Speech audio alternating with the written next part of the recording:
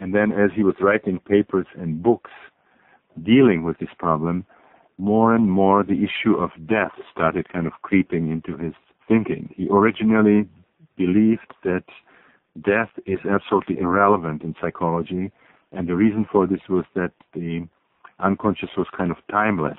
It did not know death. So when he was working with patients who had, for example, a phobia of death, he didn't see it as anything related to death, but to some other issues, like this was a fear of a powerful orgasm, or it was fear of losing control, or it was maybe an aggressive impulse, so that the individual wants to kill somebody, but starts sort of having fear for his or her own life.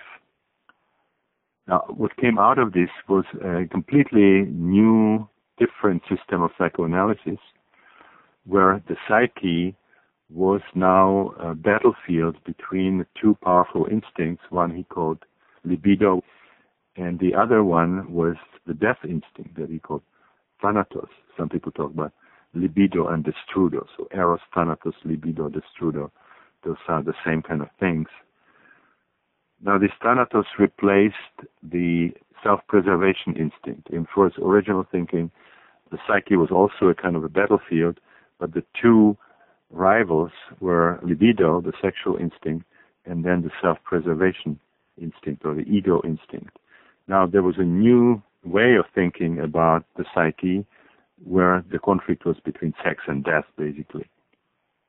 And in one of his last essays, which is called An Outline of Psychoanalysis, he completely redid psychoanalysis, a major, major overhaul, a very new way of thinking.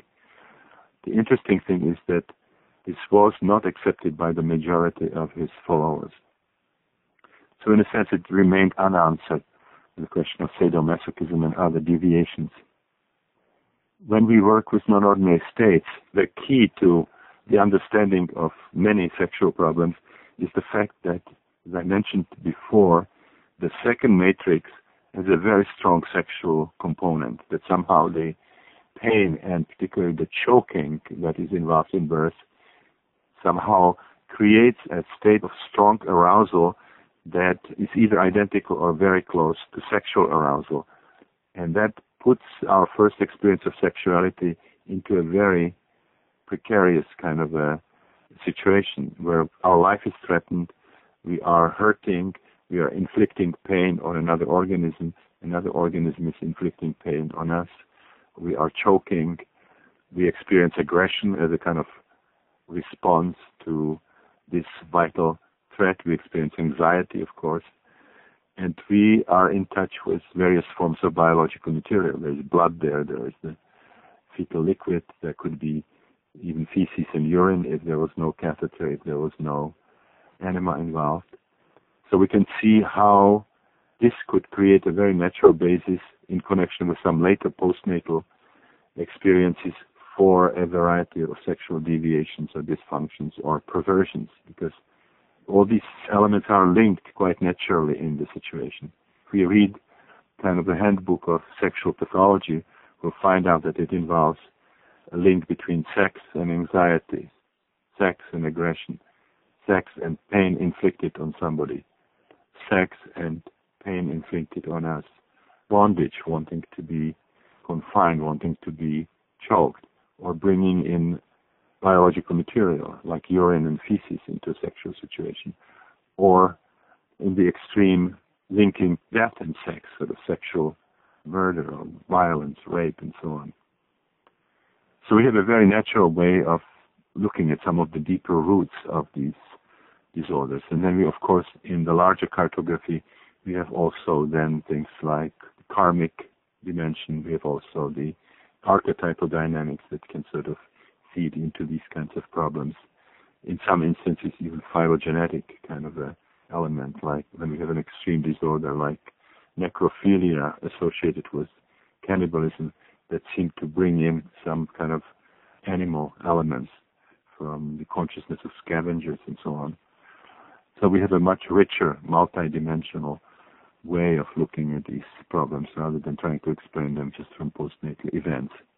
So I will specifically mention now several of these kinds of issues beginning with what used to be called impotence and frigidity. Those are kind of politically incorrect terms now. We're talking about the inability to develop erection or maintain erection in men, and then the inability to have an orgasm or have a full orgasm in women. And these are usually seen as kind of a minus phenomena. Let's say impotence, inability to develop erection, as kind of lack of masculine power, and in women the inability to have an orgasm as lack of sensitivity, as the old term frigidity kind of indicates. When we do experiential work with people who have these problems, we'll find that exactly the opposite is true. That the people who have these problems, they sit on an enormous amount of difficult emotions and difficult physical sensations that are all entangled with their sexuality, typically linked to the third matrix.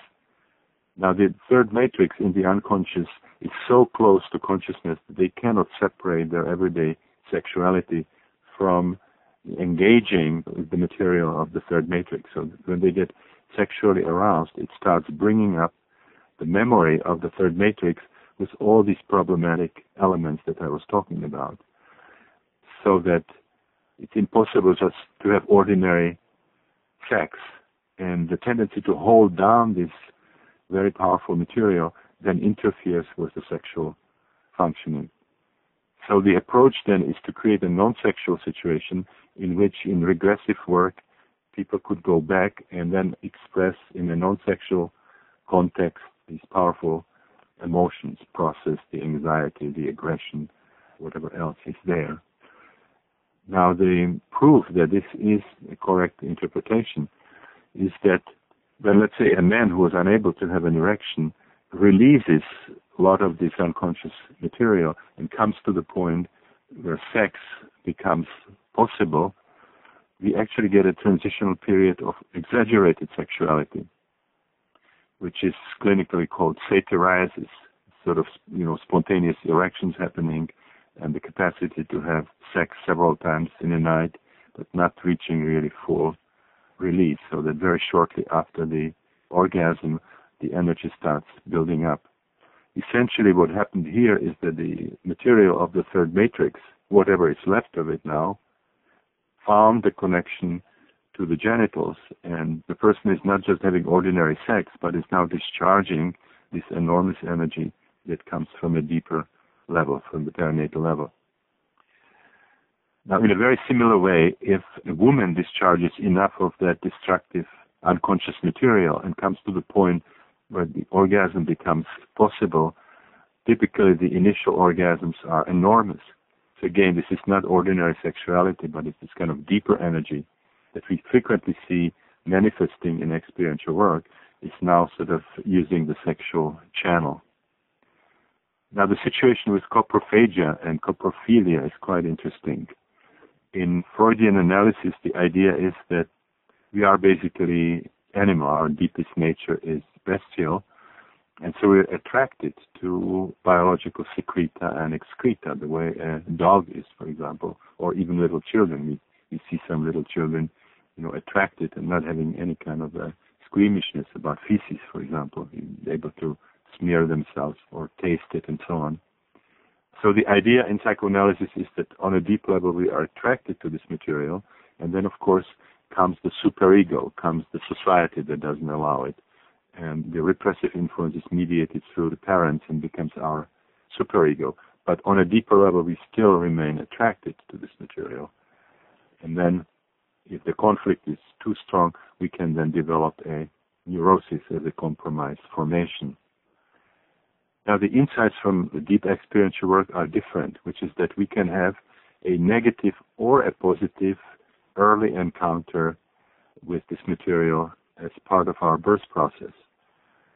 For example, I've worked with a couple of people who were coprophiliacs, and they both had an experience where there was feces in their delivery, where there was no enema. This is a very common thing if there's no enema applied.